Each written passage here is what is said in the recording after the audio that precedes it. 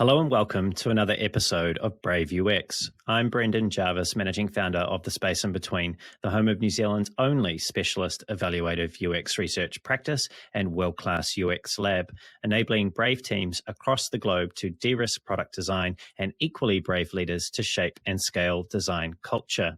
Here on Brave UX, though, it's my job to help you to put the pieces of the product puzzle together. I do that by unpacking the stories, learnings, and expert advice of world-class UX design and product management professionals. My guest today is David Dylan Thomas. Dave is the founder and CEO of the appropriately named David Dylan Thomas LLC, the company he established to further his work educating people about inclusive design and the role that bias plays in our decision-making. The author of Design for Cognitive Bias, a book that helps people to understand the logic powering our bias and how to start designing more consciously, and the host of the Cognitive Bias podcast, a show with over 100 episodes, Dave knows a thing or two about bias. A 20-year practitioner of content strategy and UX, Dave has consulted major clients in entertainment, healthcare, publishing, finance, and retail.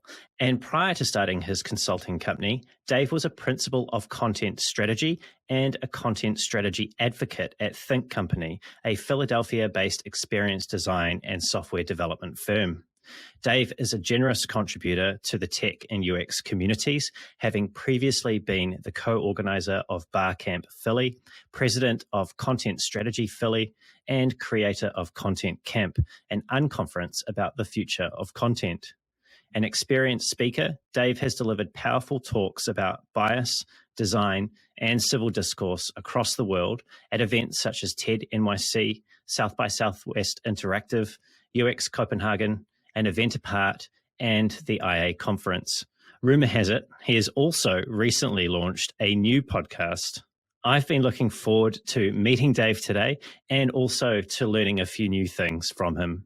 Dave, welcome to the show. Thanks for having me. Looking forward to it. Yeah, me too, actually. Dave, I did mention your new podcast in the intro, and I was curious about that. What is this new podcast all about? Sure. So it's called Lately I've Been Thinking About, and it's based on this experiment get together I do every now and then where people show up and instead of their name tag saying, hello, my name is, it just says, lately I've been thinking about, and then they fill in the blank with whatever they've been thinking about, and they just start chatting with each other. And I kind of love the conversations that develop from that. So I just have a guest on, and they introduce themselves, and then I ask the $1 million question, tell me what you've been thinking about lately. And whatever it is they've been thinking about, that's what we're going to chat about for the next hour. And it's like I could have, President Obama on. And if he wants to talk about knitting, we're talking about knitting. Like, I like the idea that you don't have to like hawk anything if you're on there. It's just sort of like whatever, I'm picking people who I know I often have really deep, interesting conversations with because they're curious people, they're nice people, they're smart people. And whatever they have been thinking about, you can bet that it's going to be something interesting that you can kind of sink your teeth into. And I didn't really have an outlet for that before. When I was doing Cognitive Bias podcast, it sort of had to come back to cognitive bias, but there were some conversations I wanted to have with folks who weren't into that. So it's like, I just want to talk to people about what I want to talk to them about. And that's literally where the podcast came from. So I did a pilot episode. It's out now. And I'm recording a whole bunch for my first season. I'm probably going to launch in the next few weeks or so, depending on when this launches. Right. And so it sounds like you're just going to freestyle it. There doesn't seem to be any sort of discussion guide or prep that goes into it. You're literally just going to ask people what's on their mind. Yeah. And I don't even want to know. Like, yeah, right. Like I tell them, before, and hey, this is what we're going to do. And I'm going to ask you the question. And like, what I want is like, if people literally like that day have some new thought, like make it about that. Like if they can prepare if they want, but I literally want to know what's been, what they've been chewing on lately that they, just can't get their head around, or they're just can't stop thinking or talking about. Like that's what I want. So I don't even want to know beforehand. I kind of like the surprise of it. Yeah, wonderful. Well, I can't wait to see how it all shapes up. And I think we were just talking before we hit record that Amy, a mutual friend of ours, is going to be a guest on the podcast. Yes, very, very looking forward to that. Amy Santi, she's fantastic. Yeah. Yeah, wonderful. Yeah, definitely. If you're listening, people, and you haven't seen Amy's episode on Brave UX, check her out, and then go and check her out on Dave's new show when the episodes publish. Dave, I understand that you're someone with many talents, and those talents go much further than just design and content strategy. In fact, I understand in a past life that you were the lead singer of a rock band.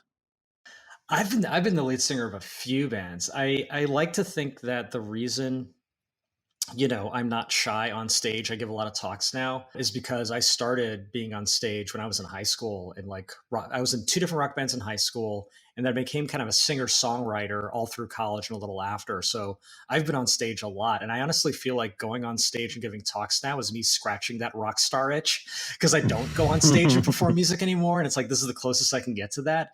But yeah, I definitely get a natural high off of that experience and connecting with the audience. But yeah, I was singer songwriter for years and years and years, and it's one of those I sort of hope to get back to someday. But but yeah, that was a big part of my life for a long time. You've definitely got the right name for it. Well, that's like not even like a real name. Like my legal name is David Thomas. Like I was born without a middle name, no middle name on my birth certificate. And in the age of Google, when I started sort of like, coming up, I Googled my name. It's like, there's a billion David Thomases, many far more famous than me. I'm like, okay, what can I kind of throw in there to make myself a little more searchable? And also like, I like Dylan Thomas. I like having DDT as my initials. Like it's, it made it more fun. But yeah, that's all made up. I wouldn't say I had a suspicion, but it definitely has that lovely alliteration, and it's definitely a great stage name. Now, I just want to tie this back to cognitive bias, because I understand that performers sometimes, or possibly all performers and would-be performers as well, sometimes fall victim to a cognitive bias here when it comes to standing up in front of a crowd. What is the illusion of transparency? So, illusion of transparency is a fascinating bias. And the way it works is if you're on stage or if you're just presenting your work to stakeholders, you have this sense that everyone can see how nervous you are, when in fact, that's not even a little bit true. And an experiment they did is they had like 5 people go on stage in front of an audience, and they told 2 of them to lie. And afterwards, they asked them, "Hey, did you think that people knew that you were lying?" And they're like, "Oh, of course. It was obvious how I was lying. People can see right through me." But if you ask the audience who was lying, they're no better at chance than figuring out who was lying. They have no idea. And the neat thing about this particular bias is, out of the hundreds of biases I've studied, it is the only one where knowing about it actually makes a difference. Most biases, if I tell you about it and you're aware that you're doing it, you'll still do it because it's a bias. It's a shortcut. It's automatic. You don't think about it. For whatever reason, this one bias, again, another experiment, they had a few people go on stage, and some of them knew about the bias and some of them didn't. The ones who knew about the bias performed better. And so this is the one bias where knowing about it helps. So anyone listening right now, you have now been inoculated against the illusion of transparency. But yeah, it is fascinating. But it is really helpful whenever I'm like teaching people about public speaking. I make sure they know about that. Even if you feel like everyone can see, like how you feel, it's a lot harder to tell than you think. Yeah. And when you were on stage, in your 20s performing as a solo artist, was this something that you were aware of, or was it something that you just naturally had to push through and sort of come to master? For whatever reason, I'm weird. I'm a bit of an attention hog. So I feel more comfortable on stage. Like I tell people a lot, I'm perfectly happy to walk up in front of 100 strangers and give them a talk on whatever, or even improvise if I need to. Put those same 100 people at like a cocktail hour, and I'm supposed to like introduce myself to them individually and make small talk. No, I will run home and watch Netflix long before I'll do that. Like I think where it comes from, if I can like armchair psychoanalyze myself, when I was a kid, I would get bullied a lot. And like in 6th grade, I distinctly remember we had a vocabulary assignment where you have to take like all the vocabulary words and put them in a story. And most people wrote stories about, I don't know, going to the store or whatever. I wrote a story about like a planet with dinosaurs and all this other stuff.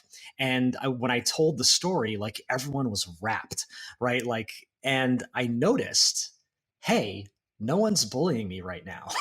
And I think like my survival mechanism or whatever kind of kicked in and like kind of noted that. And I'm like, okay, this is a safe space for me. So for me, public speaking feels like a safe space. in a way that for a lot of other people, it feels like the opposite. That's interesting, because when you're public speaking, and I've listened to a bunch of your talks in preparation for today, you're very good at bringing people into the story, the context, the thing that you're trying to help them understand.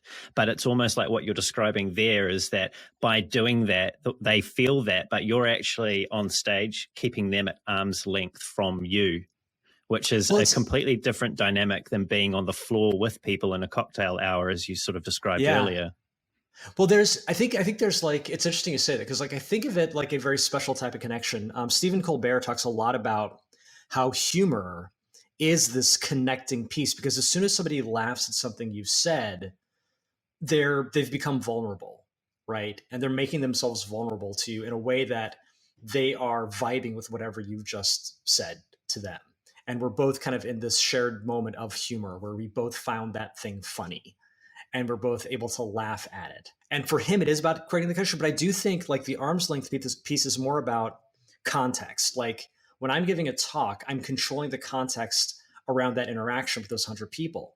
And if I'm at a cocktail party, I feel so vulnerable. I feel like I don't have like a prepared speech. You know what I mean? I don't have like, I can't control the context of that conversation, that stranger. And even though like nothing bad's going to happen, the anxiety around that uncertainty of I don't control the way that where this conversation is going to go. You know what I mean? Like that. I do actually. Right. Right. Feels much in a weird way scarier than just I know what the beginning of my talk is. Even the Q&A part, which is my favorite part of any talk that I give, and I don't know what they're going to ask, but it's still framed in this way where it's like, okay, it's probably going to be about this, this, or that.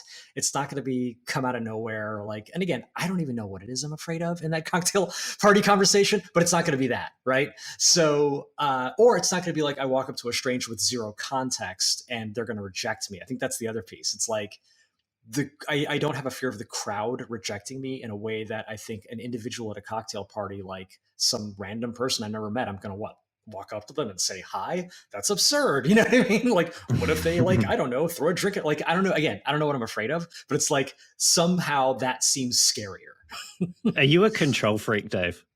That is a good question. In some things, absolutely. In other things, I'm very mellow. I think in general, and this is something I've learned over time through therapy, through meditation, I am much better at sitting with stuff. And so like the discomfort of like being in that cocktail party situation, I would probably be better with now than I used to be, but I still would be hard pressed to choose that. As a, like, what do you want to do tonight? We can watch Netflix, we can go to a museum, or we can go to a cocktail hour, and you can try to talk to a bunch of randos. I would choose either Netflix or the museum.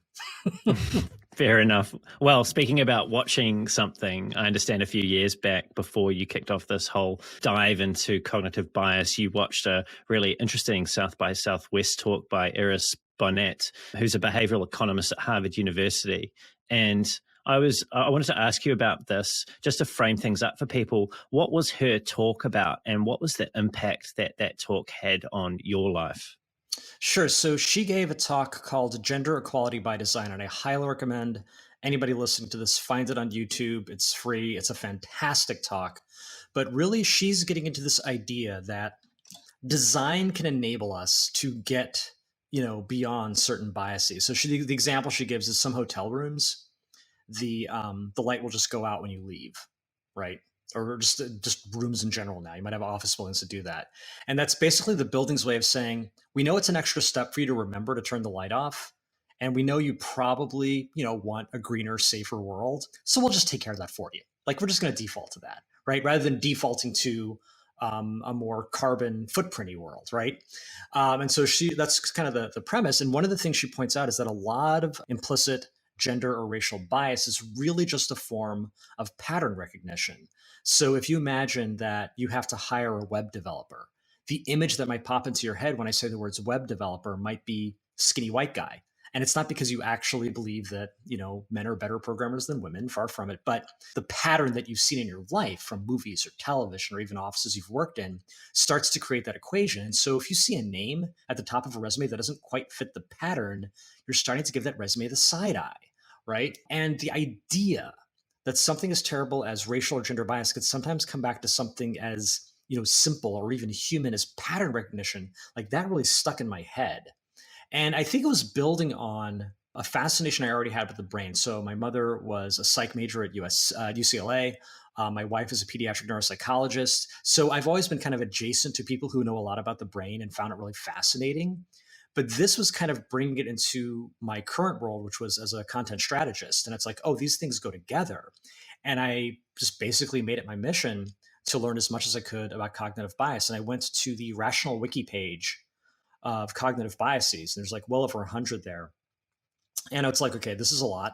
So, so I took one a day, studied it. Next day, looked at the next one, and became the guy who wouldn't shut up about cognitive bias. So my friends eventually said, please get a podcast.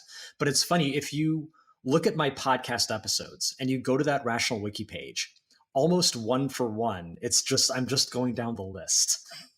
And like even the seasons of the podcast are broken up by the sections of that page. So there's a whole section about like probability and how bad we are with thinking about probability. That's a whole season. There's a whole section on social biases. That's a whole season. It's like, I'm not even trying to hide it. It's just open up the page. What's today's bias? Okay, there we go. But yeah, that's how it all started. Well, it's actually a really smart decision to make. I mean, not only are you pursuing an interest that, or something that interests you, but you've also made that decision that removes 100 other decisions as to what am I going to record today. You just literally go back to the list and what's next is what I'm doing. Yeah, I'm fighting the decision fatigue bias, right? It's sort of like deciding what you're going to wear the night before. It's like, that's one less decision I got to make in the morning. It's like, hey, I don't have to pick which, I did that. I mean, I did this, even the t-shirt I'm wearing now. It's like, put my t-shirts in the thing and whatever's on top, that's the one I'm going to wear. Like it's random enough, like that I'm not going to, spend a lot of time thinking about it.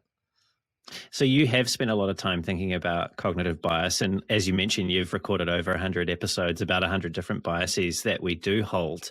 Out of that 100 or so that you've studied, what is the weirdest cognitive bias that you've come across? It's not so much a particular bias so much as it is like a category of biases. It has to do with this thing called priming. I actually did a great episode with Dr. Erica Frantz about this. But priming is this basically, it's that thing where you can put something in a room that changes your behavior, but you don't know it does that. So a weird example is if you walk into a room and you can smell cleaning products, you're more likely to pick up after yourself. And it's just little things like that. Or if you are having a meeting and there's a briefcase visible, people will act more competitively than if it's like a backpack.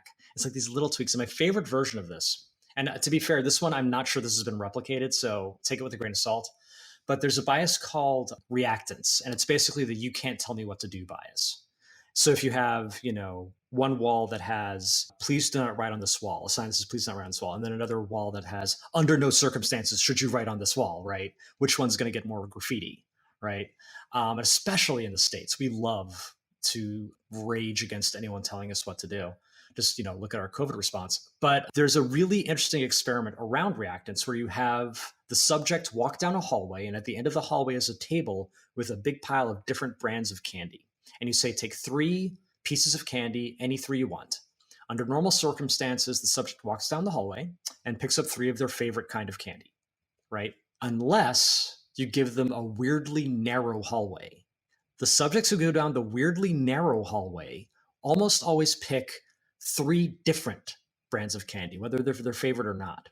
And the thinking is the weirdly narrow hallway is priming them, making them feel like their options are being taken away. So when they get to the end of the hallway, they will express those options the only way they can by, damn it, taking 3 different pieces of candy. You can't tell me what to do, right? Which I find absolutely fascinating.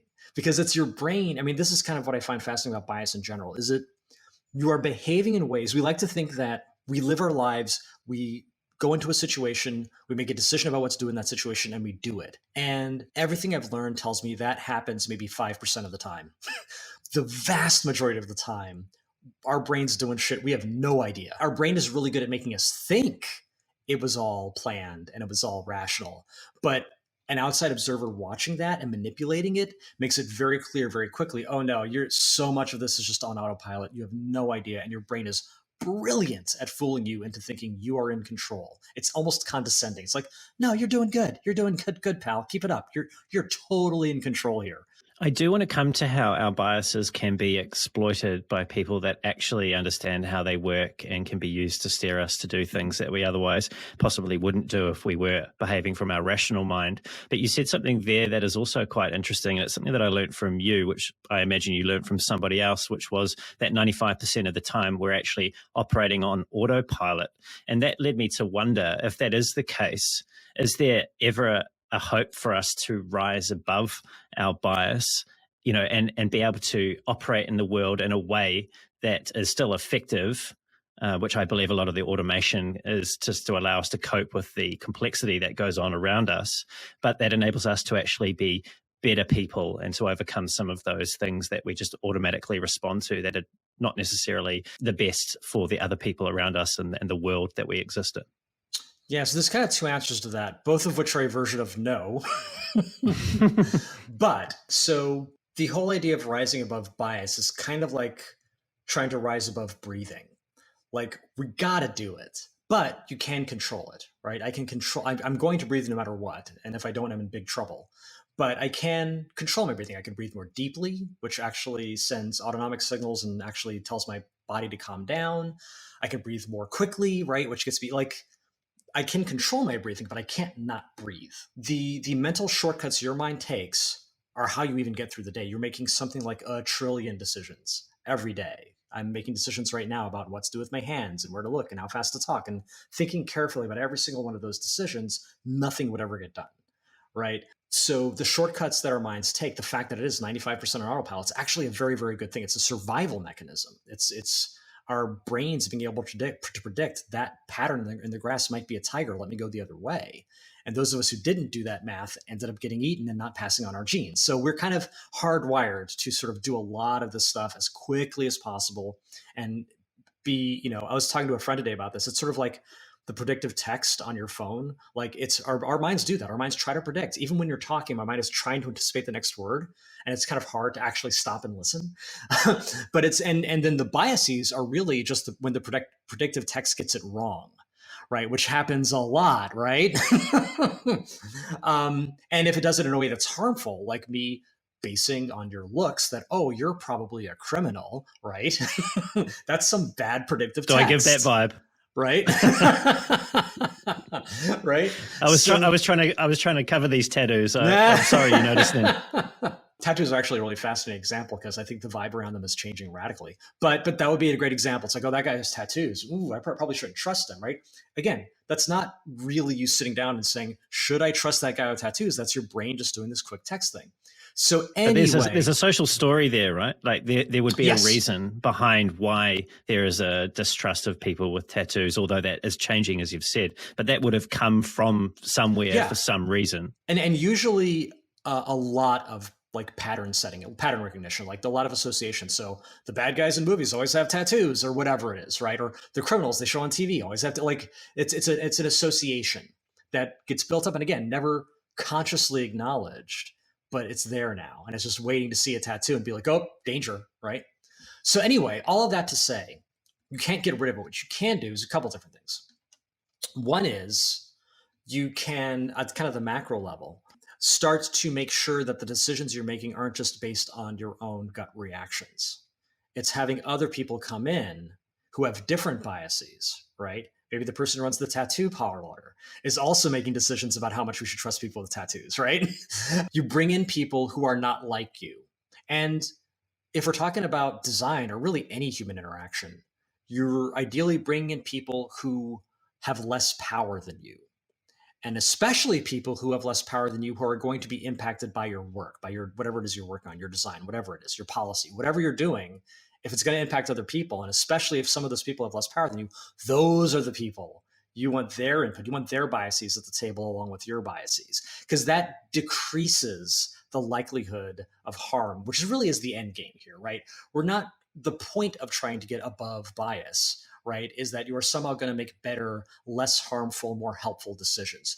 And to do that, if removing bias completely isn't on the table, then bringing in complementary biases sort of decreases the odds of causing harm. And to me, that ends up being a better end game. That's the kind of, I'm going to bring others in piece of it. The other piece of it, though, at the personal level, is changing those patterns. right? Because that pattern of, oh, women are not as good at design, that pattern, that lie is something that got built up over time. And you're not going to get rid of it overnight.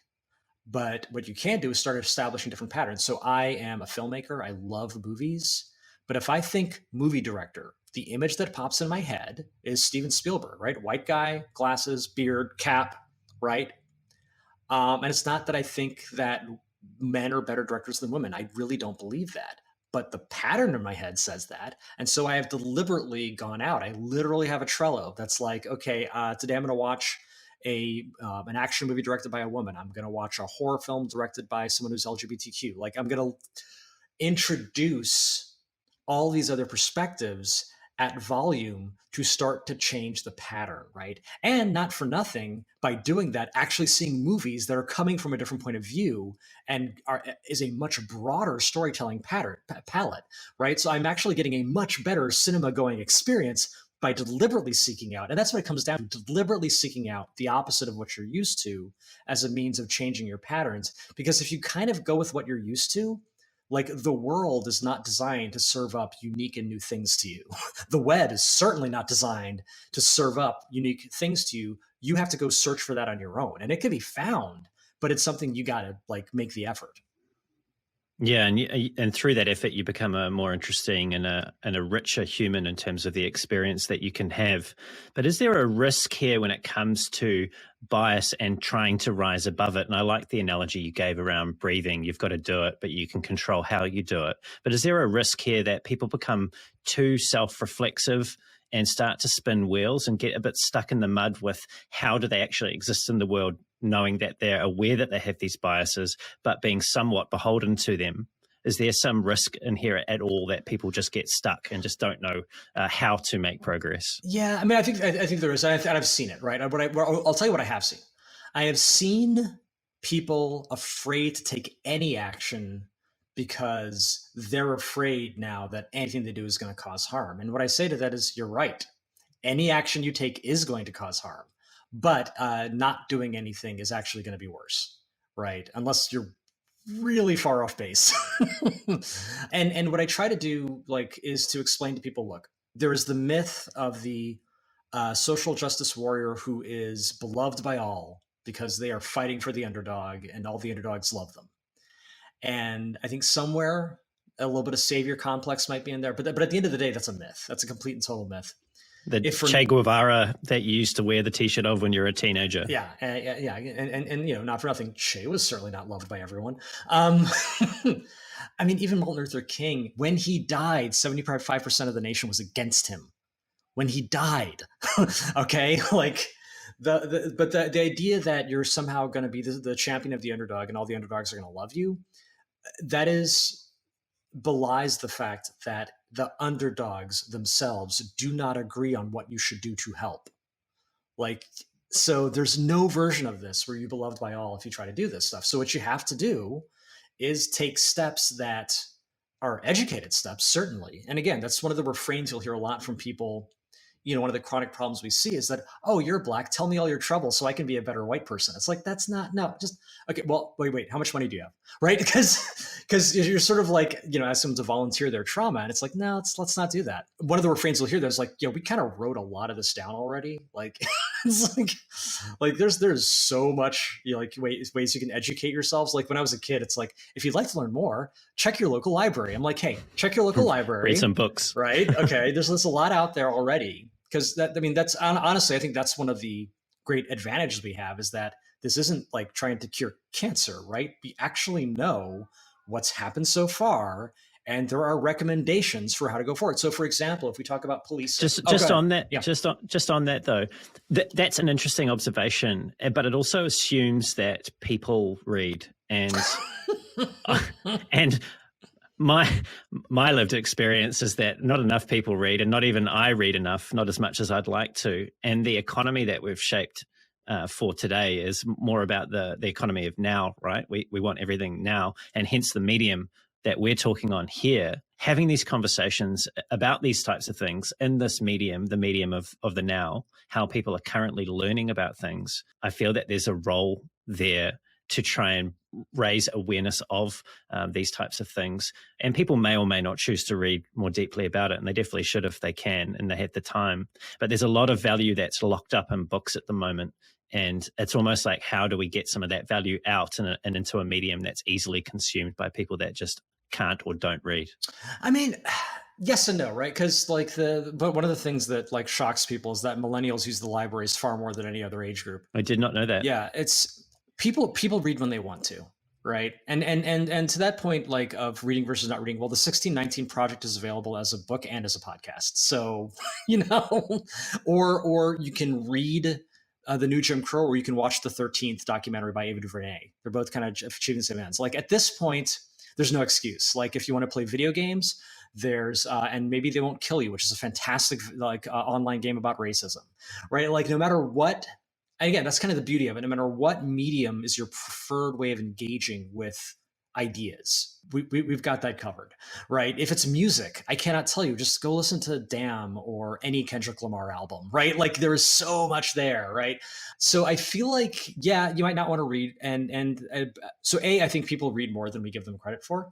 But even if you don't want to read, we've got so many different ways to learn about these things. And it's not just learn about like the background and the context, but learn about the actions. Like so policing, for example, it's not just, okay, here's the history of policing and how it's hurt African Americans over time. Okay, good luck. It's like, no, we have action items. Okay, we need to end qualified immunity, right? It's again, it's not like, trying to cure an incurable disease. Like, no, we know what actions would make it a lot better, or guaranteed income.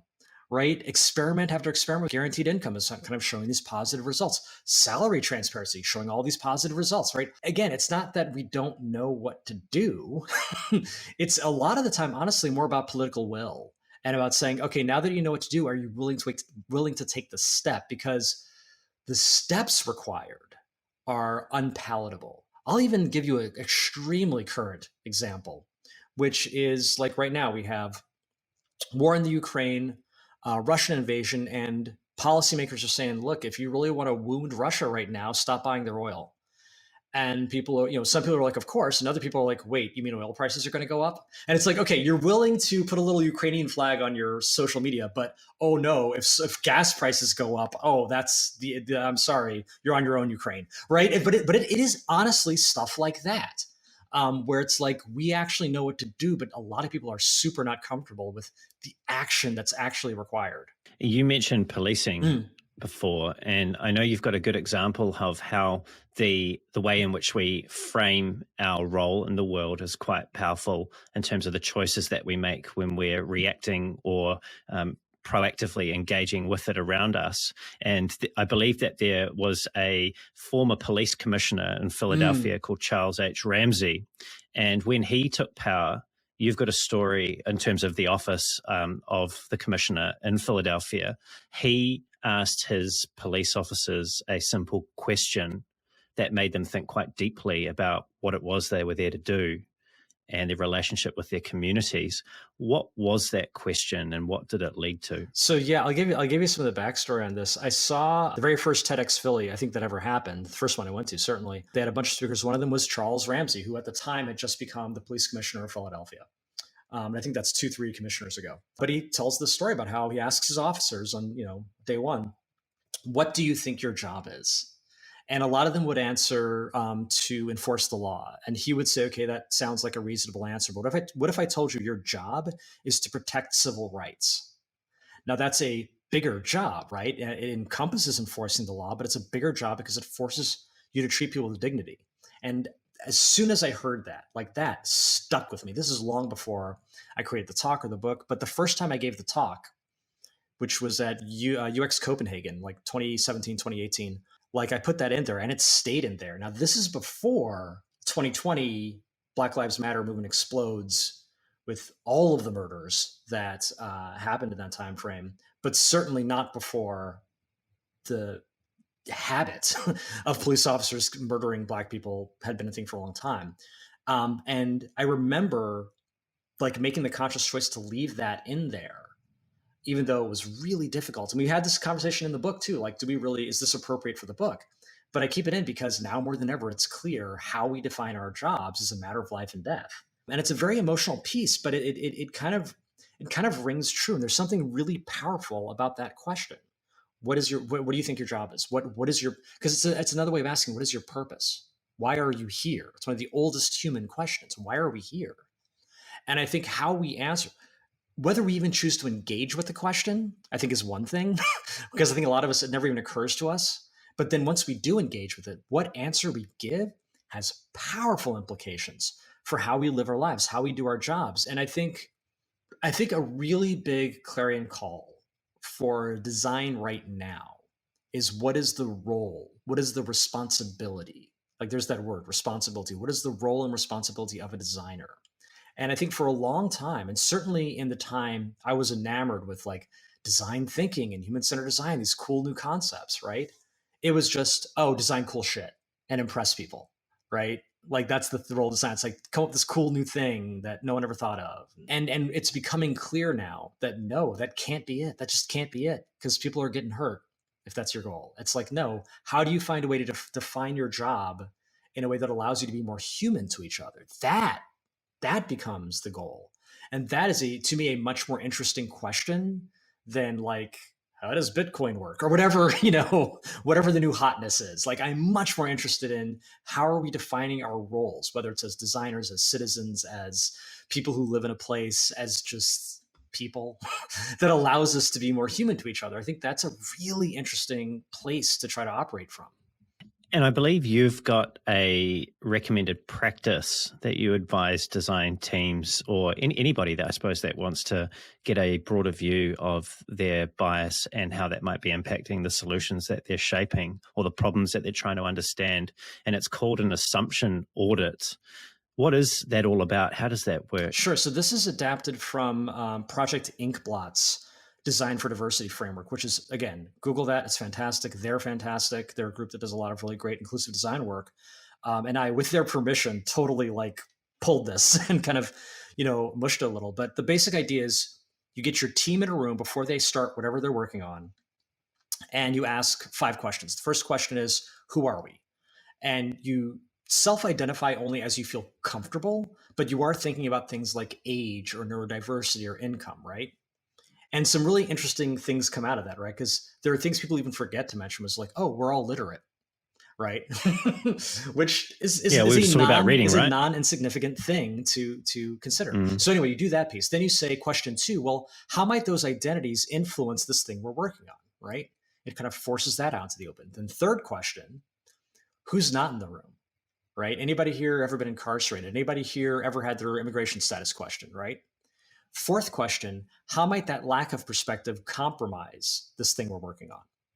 And then finally, fifth question, what can we do to include, honor, and give power to those perspectives throughout the design process? And those words are chosen very carefully, right? Include, yes, talk to people, honor, maybe pay them for their time, but give power. It goes back to the power thing.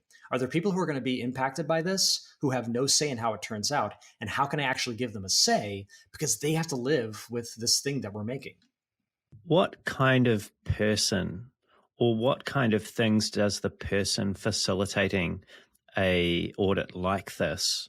Because this seems to me to be something that is getting quite deep into the things that could be quite confronting, the things that we don't necessarily want to pay attention to. There's a reason why certain people aren't in the room, for example, whether it's a good reason or a bad reason, that's to be judged. But what does that facilitator need to be mindful of when they're trying to coordinate this conversation and help people to answer some of these quite confronting questions? So there's a couple things. One is, I do this as part of my, I do an inclusive design workshop, and this is like always part of it. And what I've found is that it is better when I stay the hell out of it. Like when I facilitate by not facilitating. It's sort of like, and this is often in like breakout rooms on Zoom these days, as opposed to in person, but even in person, it's sort of like, okay, here's what an assumption audit looks like. Here's what we're going to do. Everybody understand the rules? Okay, great. I'm going to put 15 minutes on the clock. Go. I'll see you in a minute. Right. I found that if I try to insert myself into that or guide that, it gets more awkward. I found that people are actually pretty good at managing themselves. Now, For context, at this point in the workshop, we have already talked for hours about what it means to be in, we don't call it a safe space, but a brave space, right? To kind of come back to the title of this podcast, like, how do you make room to be brave? And I talk very much at the top, my expectations set around, hey, this workshop and all of the exercises that are in are here for you. You are not here for it. So if at any point you're like, you know what, I'd rather not, that is a perfectly acceptable answer. But I also say, look, part of learning inclusive design is about getting out of your comfort zone, right? Especially if you're in a position of power. So try to be open to that. So there's a lot of expectation setting around that. And to be honest, if you've signed up for an inclusive design workshop, the hope at least is that you're kind of open to these ideas. You're already kind of thinking about identity.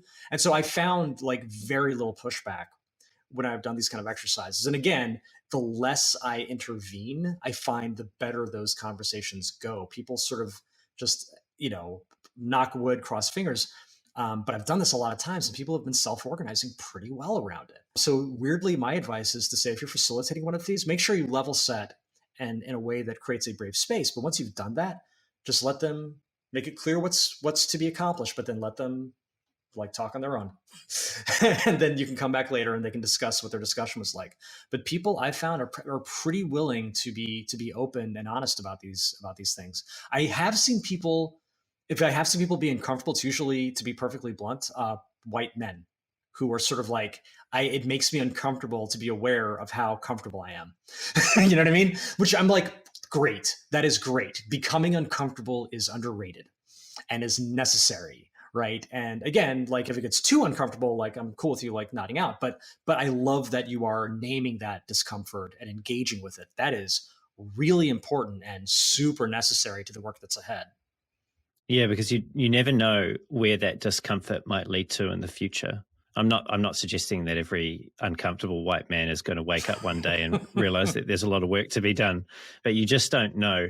And one of the things that I'd love to talk to you about soon, which is this sort of idea of civil discourse and what that actually means and how we actually move our conversations from binary, quite adversarial perspectives to perspectives that make room for a third space and room for progress and innovation and inquiry. But before we do that, I was curious about this assumption audit, and it's clearly something that's useful. It's highly needed in the world in which we're designing for. But how do you avoid things like this becoming a box ticking exercise?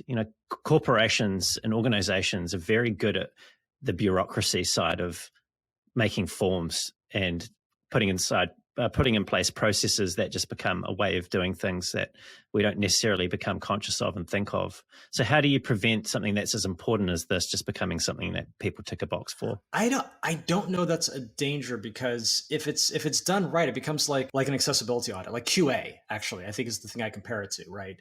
So QA for a lot of people is, in a sense, a box you tick, right? So QA, for any listeners who don't know, is quality assurance. It's, you're about to release an app, a website, whatever. Someone has to go through all of the code and click all of the buttons and make sure they all work.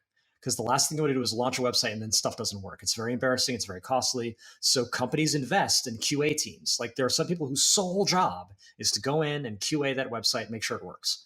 And it is, technically speaking, a box you tick, but the nature of that box is such that it can't not help. And so what you hope for, with getting back to that pattern recognition, right? What you hope for with an assumption audit is it forces you to talk about something in a way that is going to influence you for the rest of that project. Because one of the pushback and I think valid pushback I get sometimes with assumption audits is that, well, what if we discover all these gaps and there's no time in the project plan to do anything about it? Which happens, right? Like ideally, you're doing this before you even budget the project, right? So you can say, oh, we're missing this perspective. Let's make sure to put time in the budget, time and budget against getting this perspective or bringing this person on the team, whatever. But that's, probably not always going to be the case, right? And if you get to do the audit at all, it's for a project that already has its timeline, already has its budget, and you're just going to discover all these things that you're like, we can't fill that. But you have now that little thing in your brain. Like you can't un-audit the audit. You now are hyper aware that there are no Black women on your team. And this is a product that's going to be used by a lot of Black women. And you're not going to be able to let go of that. So you are going to be looking for opportunities for the rest of that project. It's like hijacking that bias to now work for the people who have less power in the situation, right? To say, okay, I'm always going to be thinking now about how is this going to affect Black women, or how is this, whatever that piece is. It is going to affect your design the same way that your default being white men would have impacted the design. So I would love for it to be a box that gets ticked, if it were a box that gets ticked, right? Actually ticked, versus I think what we worry about is, oh, I'm going to hire a Black designer, and now once they're on the team, I'm going to ask them to act like all the white designers, right? Like that kind of box ticking isn't about bringing in a different perspective and giving that perspective power and letting that perspective change you. That is about saying, oh, when I show my list on my website of all our employees, there's more brown faces, right? Which isn't actually accomplishing anything. So I think, I mean, there's definitely a gray area there, but I'm a big fan of getting things into the budget template, as it were, so that when we open up a new project and we're going to budget it out, the audit is already there. The red team, blue team, which is another inclusive exercise, is already there. Nobody questions it. So the odds of it happening go way up. So in a weird way, like, I don't want to say I'm a fan of checking boxes, but I am a fan of getting the boxes in there, right? I get that. Yeah.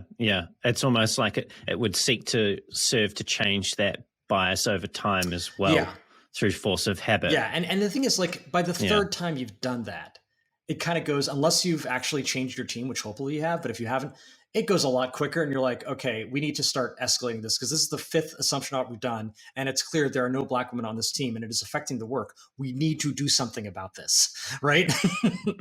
Something else that I understand that you consider in terms of being a bias to be quite dangerous is the framing effect, and the kind of questions that we ask of ourselves and of other people lead to a range of potential answers. But the design of the question, the design of what it is that we're trying to frame sets the conditions and the rules for what comes next. But what is the framing effect, and how can that be manipulated and used to steer people down a road that they otherwise wouldn't drive? Sure. So the framing effect is like the bias. So and the basic idea is that the way you frame something affects your behavior around it. So a simple example might be, you go to a store and you see a sign that says beef 95% lean and a sign that says beef 5% fat. And which one do you think people are going to line up for? They're both the same thing, right? Or a box of condoms and it says these condoms are 99% effective. And there's another box that says these condoms have a 1% failure rate. And it's like, I do not want the ones that have but it's the same thing, right? I've just framed one in a way that makes it seem like a better idea. And that's innocent enough when we're talking about that. But if we're talking about, say, hey, should we go to war in April or should we go to war in May? Right? You see what I did there? Now, like, we've skipped over the question of, should we be going to war in the first place? Right? Or, hey, should we give teachers guns in schools?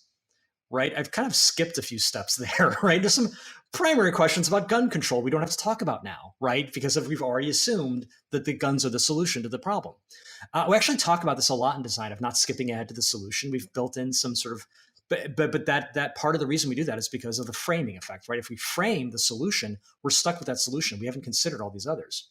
Now, when the way that plays out in question design, which is a really important tool in civil discourse, there's an experiment where you have like a photo of a senior citizen behind the wheel of a car. And you show that photo to one audience and you ask the audience, should this person drive this car? What you get is basically a policy discussion. And some people will say, old people are bad at everything. Don't let them drive. And other people will say, oh, how dare you? That's ageist. Let people do what they want. And you get, all you learn by the end of that conversation is who's on what side. Now you can show that exact same photo to another audience and ask them, how might this person drive this car? And what you get is basically a design discussion. And some people are saying, what if we change the shape of the steering wheel? What if we move the dashboard, right? And by the end of that conversation, what you've learned is several different ways that person might be able to drive that car. Now, I only changed like a couple words in that whole question, but by changing the frame, I changed the entire thing.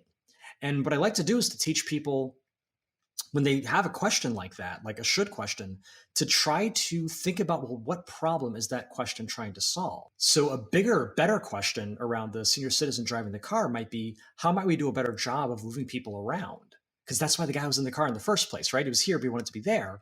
And if you frame it that way, things like public transportation are on the table. So anytime, if you're trying to do civil discourse, anytime you're faced with like a binary should question, what you want to do is say, well, what problem is that should question trying to solve? Right? With the senior citizen question, it's about moving people around safely. Well, then let's just ask that. Because if we solve that question, if we figured out how to move people around safely, we don't even have to bother with the should senior citizens be allowed to drive, because we've already solved the problem of moving people around safely. It is endemic to uncivil discourse to haggle over solutions, and sort of a hallmark of more smart democracy to think more about, well, what are we actually trying to achieve? Let's talk about, and can we agree on what we're trying to achieve? That's critical. But if we can agree on what we're trying to achieve, okay, now we can talk about the best path there, versus just focusing on this one path and being like, well, if you're pro this path, you're a racist, and if you're anti this path, you're a hippie, or whatever the argument is. When it comes to the war in Ukraine, how closely have you been following that? Fairly. It's funny. My son, who is 13 and is very much getting into like geopolitics and history of conflict, is actually even more up on it than I am. But I'm staying fairly abreast of the situation, at least the broad strokes.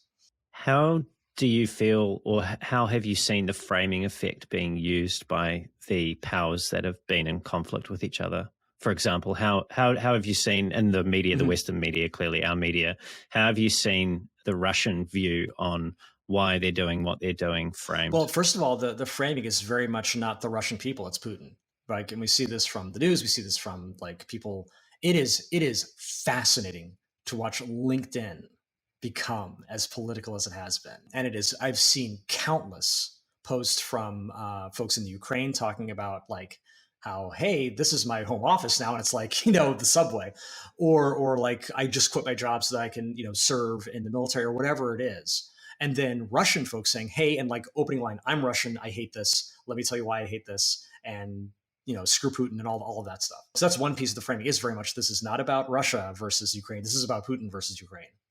And the other piece of framing, which I think is really interesting, is Putin's framing, right? Because what is, at a bigger scale, what is fascinating about autocrats is the degree to which they rely on the framing effect to justify their actions. And for years, like, I wasn't aware of this, I thought this was recent, but for years and years and years, Putin has been trying to frame the Ukraine as these like Nazis who are hurting Russians, which is a very old trope, right? Germany, in fact, did a lot of damage, right? Horrific damage to Russia during World War II. So that is a very particular ghost he's resurrecting there that he knows is going to resonate, even though it doesn't, because people see right through it. But you see why he's picking those particular metaphors. But yeah, like from his perspective, and there's a great article, I forget who it was, but it's this woman who's been studying Putin for 3 different administrations, sort of talking about it. But the frame you really get from his perspective is that it's almost like, to him, the Ukraine is almost like, it's like a guy, an ex-boyfriend, a toxic ex-boyfriend banging on the door of his ex-girlfriend and kicking down the door. And basically, yeah, exactly. And basically saying, basically saying, if I can't have you, no one will. Right. And the no one being, NATO or the West or the EU or the Ukrainians. Really, you can't have yourself. Exactly. And fortunately, as when he knocks down the door, the ex-girlfriend's there with a shotgun pointed right at him. But still, it is like, that's the vibe you're getting. And so you almost see the sense that from Putin's point of view, that the framing is like, I own you. How dare you? Right. And what's interesting about the framing, in fact, is once you have it, it is a way of making, it's a sense-making tool, like, to put it in UX terms. Framing is a sense-making tool. And what's dangerous is if you have the wrong frame, you'll interpret everything, whether it's meant that way or not. That's part of the reason the framing effect is so dangerous. But in terms of the Ukraine situation, like, again, the sense I'm getting is that the framing is very much, from Western reporting, is very much around fears of World War III, sympathy for and pride in the efforts and struggles of the Ukrainian people, and this very autocratic sense of like, okay, Putin's on his way to being, the next Hitler, or at least the next Stalin, and this is a problem. What's also fascinating, though, is the framing switches based on the action, because if you'll remember, right up until the day it happened, most people, not all, but most people are saying, yeah, but he's not going to invade, though.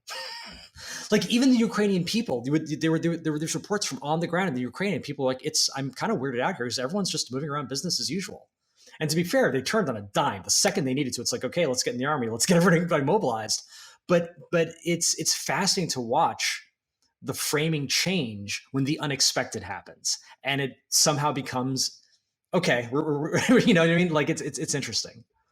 Yeah, and that rapid switch has actually led to some interesting, and I say interesting and probably not the best choice of words, and it's some unfortunate expositions of bias in our media.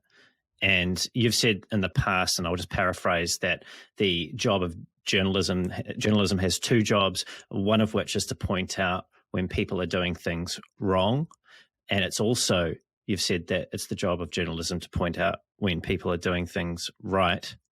And I saw a segment of Trevor Noah's recently where he had put the spotlight on a number of white journalists who were lamenting Putin's invasion of Ukraine. And they were saying things about the people fleeing various cities in the Ukraine, such as, and I'll quote now, they look like any normal European family that you would live next door to. And this is a relatively civilized, relatively European city where you wouldn't expect that. And then that journalist goes on to contrast that against cities in North Africa or cities in the Middle East.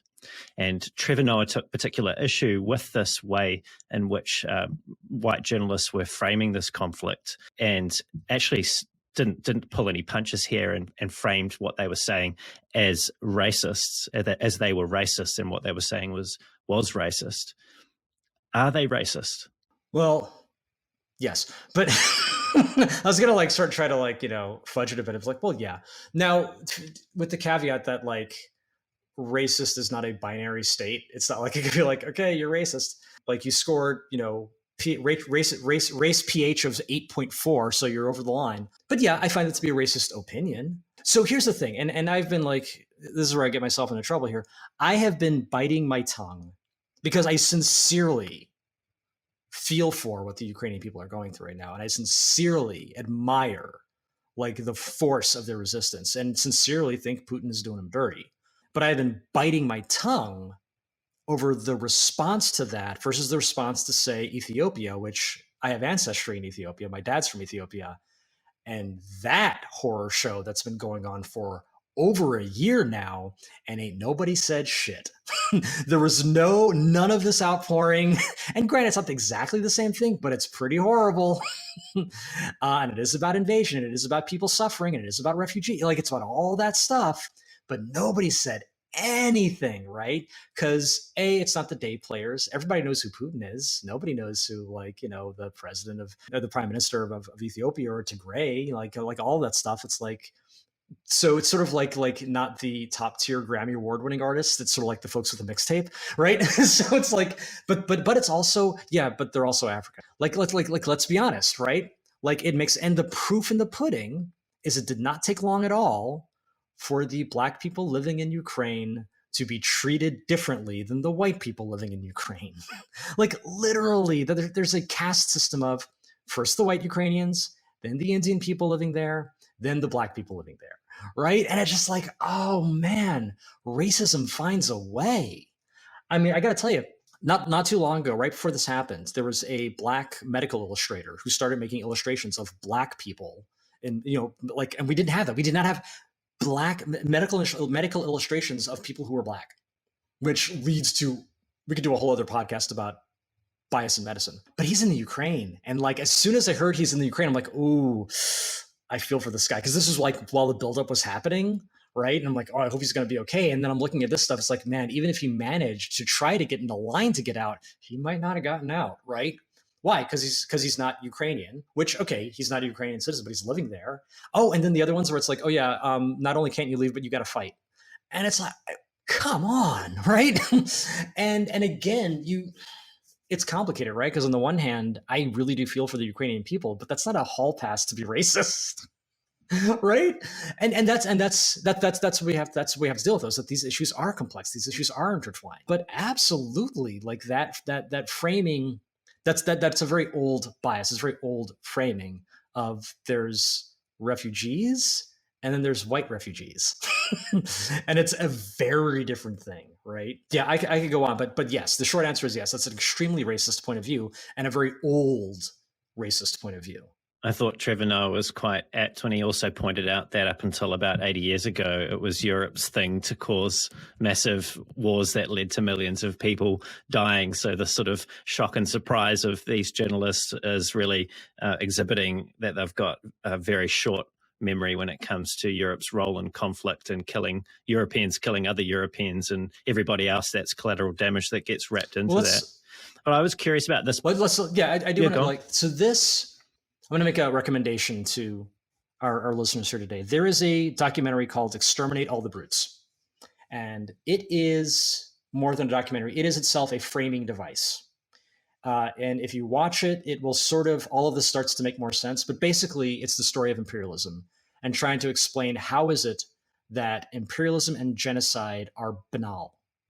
Like, shockingly, it happens a lot. How can that possibly be that one group of humans could routinely try to wipe out entire groups of other humans?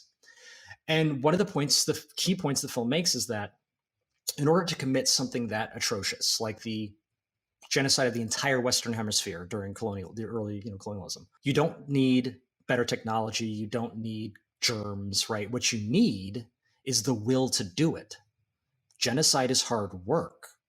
It's sickening, but it's really hard work. So how do you convince someone to do that? You tell them a story. You tell them a story about how what they have belongs to you. You tell a story about how they are not even they. They're not human. In fact, they're probably going to go extinct anyway. So the best you can do is either educate them to be your servants or maybe just help them move along, right? But you tell them a story that makes them feel like they are justified in doing what they do. It's the same framing we were talking about before. That framing device that makes it okay for you to go in and wipe out Native Americans and all of these systems, because we haven't even talked about systems yet, all the systems that support it, right? You can then use on your own people. And they make a very clear point, which again, we know this. It's never about not knowing. We know this, that Hitler looked very closely at how Europeans treated Native Americans when he was figuring out how he was going to do World War II, or how he was going to do genocide. Like, that is very much like, he didn't come up with that on his own. He learned it by watching us, right? So yeah, that shock at, oh my God, how can they do all of this? It's like, well, the same way they did it before, and the same way they did it to people who didn't look like them before.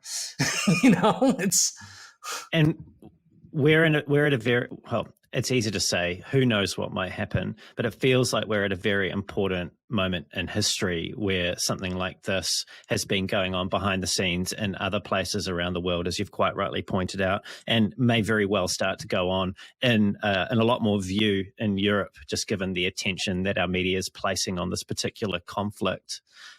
We appear to be very poor learners from history. All humans seem to learn very poorly from the mistakes of the past.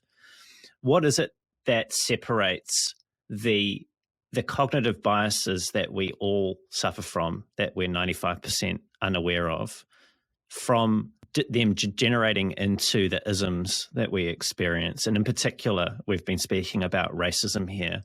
So at what point are these two things correlated? And if so, at what point does one tip from just being someone who's suffering from a bias, who may be able to overcome that, into someone who is actually racist? Is this a matter of intent?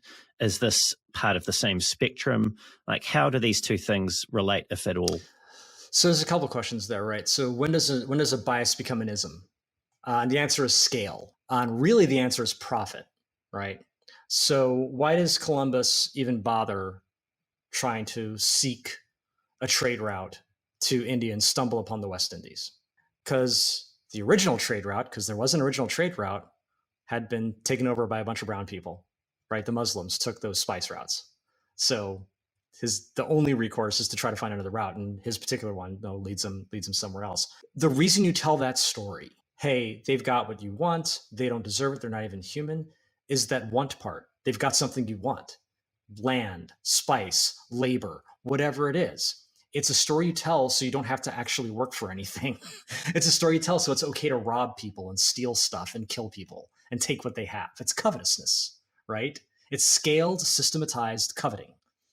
And that's when it goes from being a bias. Well, it feeds itself, right? Because telling that story enough times, you create patterns. You tell stories about, well, this is what Black people are like, and this is what white people are like. And those stories generate patterns, and those patterns generate behaviors, which themselves generate stories. And the reason we don't learn from history is that we always reinterpret it. We take this horrible thing that happened and we reinterpret it as, oh, the lesson to take from World War II isn't that if you treat people horribly, somehow that's going to find its way back into treating people who look like you horribly, and that the problem is treating people horribly. No, we say, oh, no, this is about evil. Like in a weird way, the worst story we told about World War II was that it was about evil. And there was evil, but that wasn't the point, right? The point was people tell stories about how they're superior to other people. And that doesn't just happen in world wars. And it's interesting, for a little while, we did take that a little bit to heart, because you'll notice there's an anti-monopolistic approach to governing that happens in the US around the same time, because it's a reaction against fascism. We don't like monopolies because monopolies are consolidating power, and it's bad to consolidate power. For a little while, we took that lesson. And you'll see, like, not to go too far afield, but like a company like Walmart would basically be illegal then.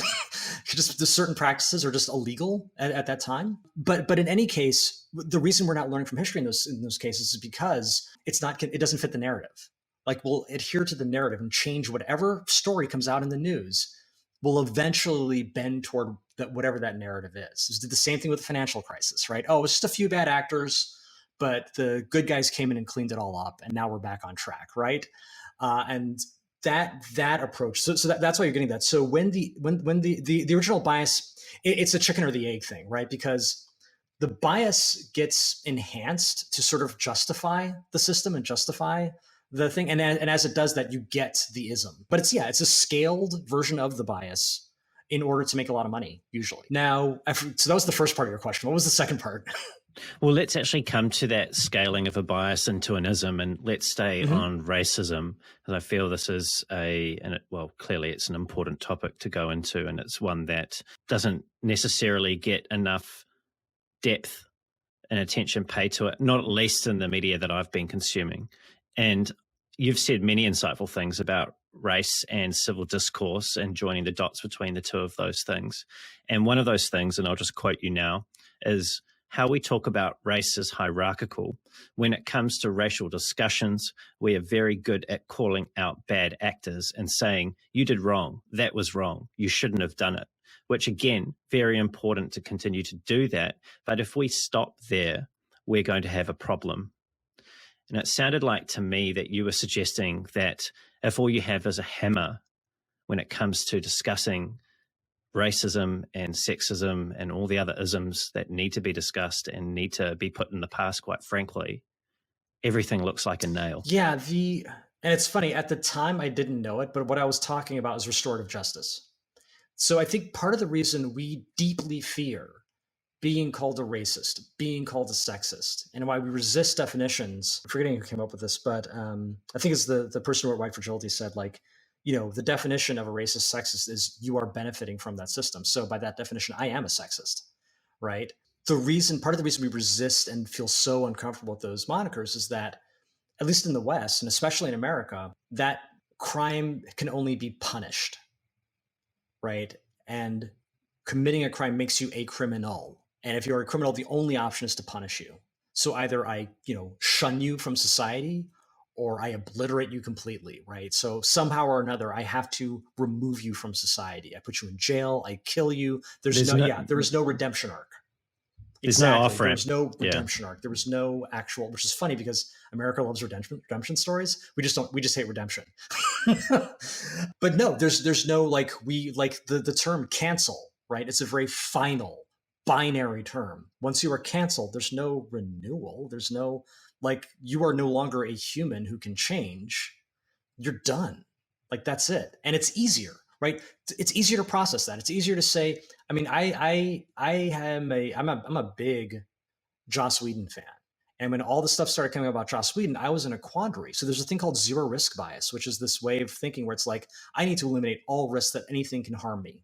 And I'll go to great ends, ridiculous, absurd ends that actually cause more harm to eliminate it, right?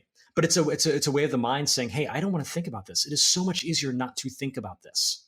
And so when the news started coming out about Joss Whedon, that's to say nothing of how much worse it got eventually, I was like, oh crap, I need to burn every DVD, Buffy DVD I have ceremonial, ritualistically, and and just destroy every like shred of anything that's ever even been touched by Joss Whedon, right? Or I'm put in the position of defending someone who is abusive to women. And I'm like, I don't like either of those options, but those are my only options because it's impossible to have a nuanced relationship with pop culture, right? but that's the space we're in, right? And so what's been really, and it's an old space, because if you look at our actual criminal justice system, that's how it behaves, especially against Black people, right? All of that Cancelled. comes from somewhere. Yep. Nothing is new.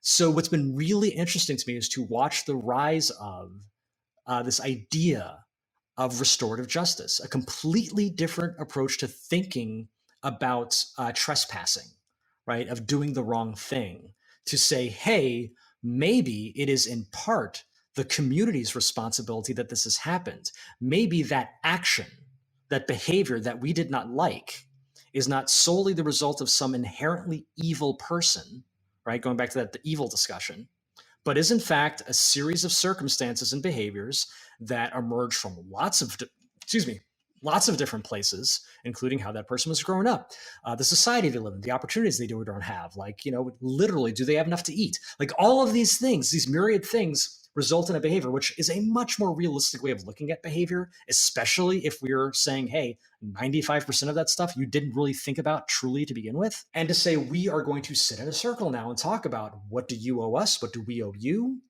Not for nothing, that's also a more indigenous way of thinking about it, at least for a lot of different cultures. But that, now, to put your phrase, that provides an off-ramp. That says, okay, we acknowledge, and if you're ready to acknowledge, like what you did was harmful, you caused harm. So let's go to the person who was harmed and to give them some say in what this means going forward. Let's go to the community and see what they say and what this means going forward. But there is a forward. Like that's the point. And when we have conversations that are just about, are you racist or not? Like that's why I hesitate to say, oh, that person is racist, because that's a death sentence. That's sort of like saying, okay, you've got inoperable cancer. Oh, well, I'll just wait for you to die, right? No, you're a person and you do some things that are racist. You do some things that are anti-racist. You do some things that are sexist. You do some things that are not, that are feminist.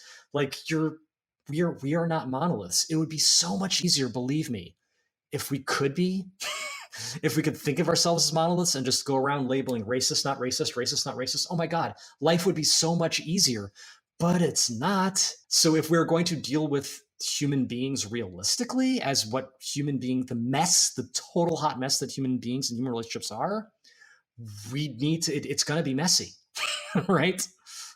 And it is messy. It's proving to be messy, and it's almost the discussion of our time. And you've said something else that I thought was really insightful, and I'll quote you again, which is, you can't think out loud about race. You just can't. But if you can't, you just don't get the same innovation, those ideas and aspects. And, oh, I hadn't considered that before. So when it comes to those white journalists that clearly either weren't thinking or were thinking out loud when it came to the way in which they were juxtaposing the conflict in Ukraine with other conflicts around the world where the people aren't white, that's clearly a problem. But what can we do when we run into these expositions of bias, racism that we see out there, other than hammering them? You spoke about the cancel and the finite nature of the cancel. How do we reframe this way in which we're approaching the messiness that is people to encourage the kind of behavior that is actually going to enable us to solve this problem? This is a problem. It needs to be solved. It's a wicked problem. But how do we do that? How do we change behavior without canceling people? I think going back to the methodology I was talking about before, which is to say that, like, what is the goal behind the question, right? We have to decide whether what we want is safety or inclusion, because you can't have both. Inclusion is not safe. Inclusion is not comfortable, right? And when I say safety, I don't mean like safety as in I don't want that black cop to shoot me. I mean safety in terms of like I want to not think about the world. I want to be safe from uncomfortable feelings and uncomfortable people. So I think there's a discussion to be had about mitigating harm first and foremost, which is why, like, whenever I talk about this, I insist I don't want people to stop calling people out for doing bad stuff. Like, that's not the solution either. It's more saying, okay, once you've called them out, what do we do next? What is our goal? What is the point of calling them out? It's to reduce harm, yes, but then what? Because if you're just reducing harm, best you can hope for is a bureaucracy where people going around trying not to look like they're causing harm. Right. And that never ends well. It's to say, okay, where are we going? What are we trying to get to? What does that just world look like? Like, can we agree that what we want is a just world? And that's not a given. We have to have that discussion. We have to say, is that what you actually want? I think a lot of people do, but I think a lot of people do, but don't necessarily know what that means, what that implies. But if we can get at least to, okay, like I want to talk about what a just world looks like, okay, let's have that discussion. And that discussion is going to involve canceling from some folks for a time and saying, hey, I got to take you off the board because you're causing too much harm. And we got to figure out why that is and how that is and first and foremost, like put out the fire, but then, okay, how do we build something? I'll give you a great actual, I think, metaphor here. So there's a group called, unfortunately, they're no longer around, but it was called Architecture for Humanity. And their whole thing was to go into disaster zones and try to build back better. Like that was the whole point. And the reason they even existed is because most relief efforts, when there is some sort of disaster, is to rebuild what was there already. The inherent flaw in that is if it was not resilient enough to not fall down when the first hurricane hit, when the next hurricane comes, it's going to fall down again. Right? So Architecture for Humanity's approach was to say, okay, we're going to come here and we're going to stay here for, maybe 5-6 years, because that's how long it takes to create resiliency. And resiliency isn't just about building a better building. It's about what they learned actually over time. It's about economics. It's actually about having a stable, diverse economic structure, right?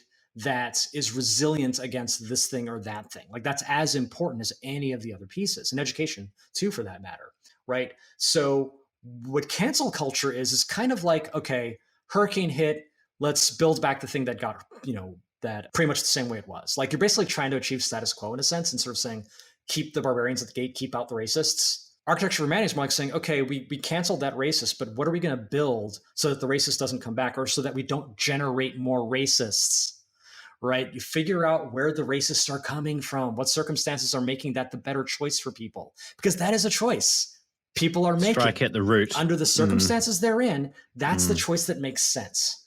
And if they had better information, they may not make that same choice. Better, I'd say better, more important, better circumstances, better environments.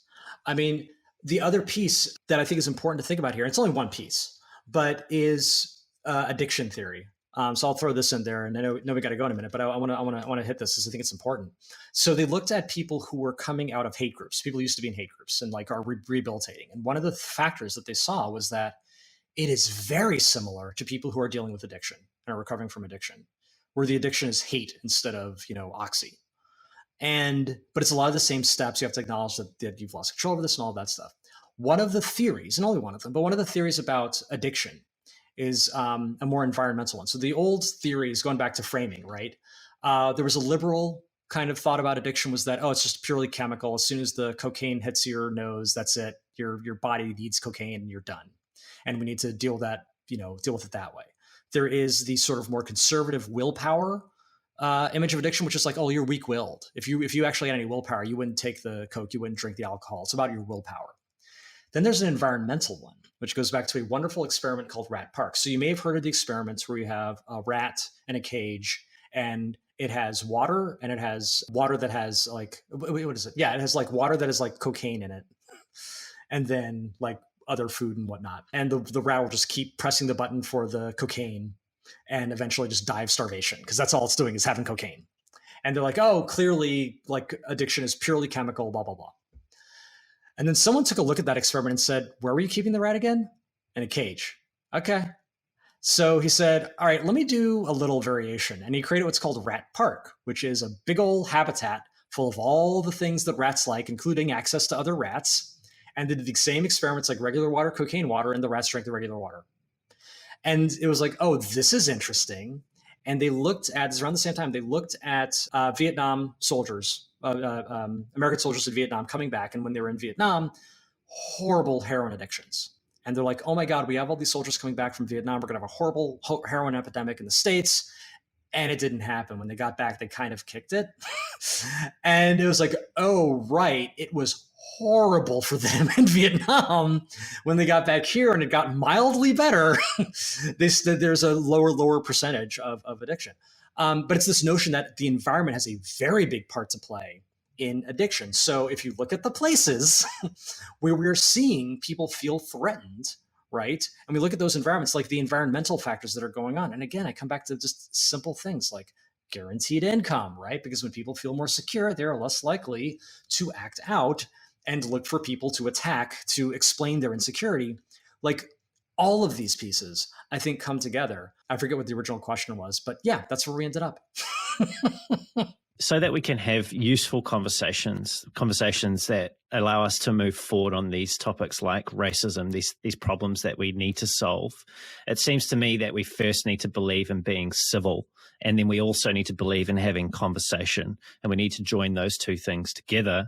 But if we're going to do that, and I know you've got some rules here that need to be agreed to, what are the rules? What is the game that we all need to agree that we're playing before we can actually have a civil discourse about these topics? Yeah, so I have these 3 rules that I think will help. One of them is neither of us has the answer, right? Because I think we walk into these conversations sometimes being like, it is my job to convince you that I'm right, which presupposes that I have the answer, you don't. You have the wrong answer, I have the right answer. So my job for the rest of the conversation is to get you to agree to my answer. And if you're walking into the conversation with that exact same attitude, guess what? We're going to fight. We're not going to discuss anything. We're just going to fight. Which, if that's what you want, great, but let's agree that that's what you want. If you actually want a conversation, let's agree that neither of us is the answer. Because if we did, we wouldn't be in this mess, right? If the answer was so glaringly obvious, everybody knew it, so I think that's sort of one of the things. And what that assumes then is that we're both going to learn something before this conversation is over. And that in fact, that is the goal, that we learn something. Can we both agree that we're here to learn? That is a much more humble place to move from as well. The second one, which is related, is neither of us will win. We are very competitive, and we frame our conversations that way, that there's going to be a winner and a loser, which again, if you're going to fight, sure. But if you actually want to have a discussion, discussions require agreement, yes-anding, right? They're a dance, right? Not a conflict. And so you have to say, well, neither of us is we're not going to walk away with the winner here. And winning isn't what we're here to do, but it's also not helpful, right? Winning doesn't actually solve the problem.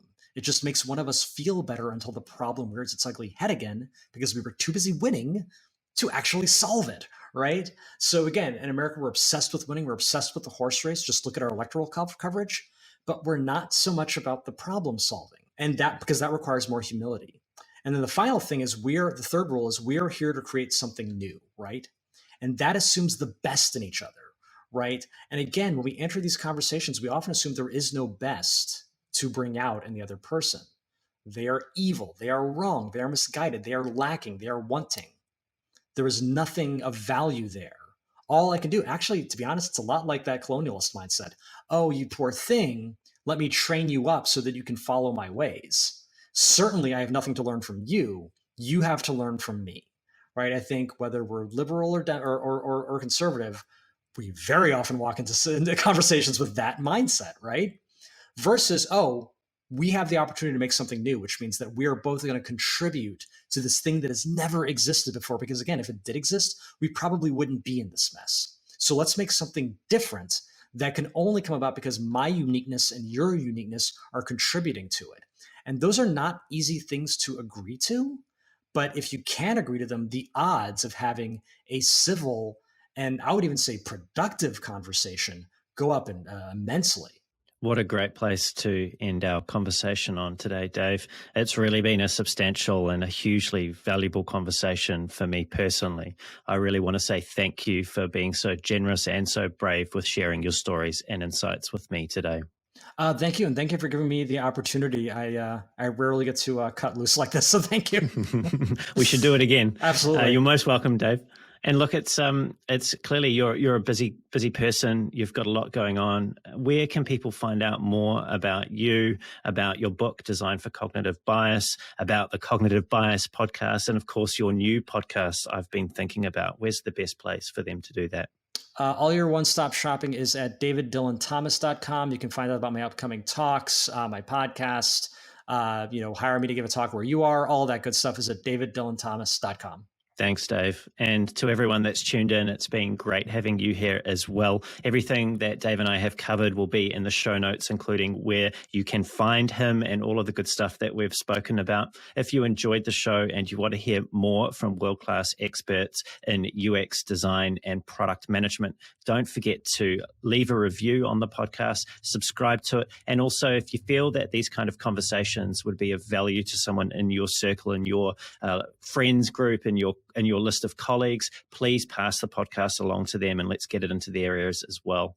If you want to reach out to me, you can find me on LinkedIn. I'll put a link to my profile at the bottom of the show notes as well, or you can head on over to thespaceinbetween.co.nz. That's thespaceinbetween.co.nz. And until next time, keep being brave.